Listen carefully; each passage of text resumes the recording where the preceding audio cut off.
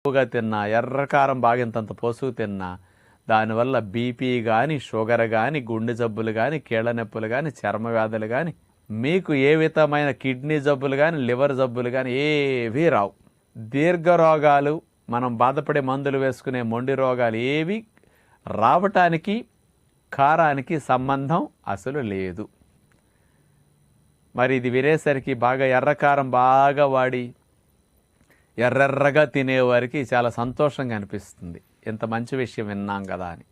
ఎర్రకారం ఎక్కువగా వాడటం వల్ల ఇబ్బంది ఏమిటంటే మంటగా ఉంటుంది కదా నోట్లో పెట్టుకునేసరికి. వాళ్ళకి కొన్ని రోజులు తినేసరికి ఆ మంట అలవాటైపోతుంది. అది పక్కవారికి మండుతుంది కానీ వాళ్ళకేం మండదు. కాబట్టి ఈ సెల్స్ అలవాటైపోతాయి.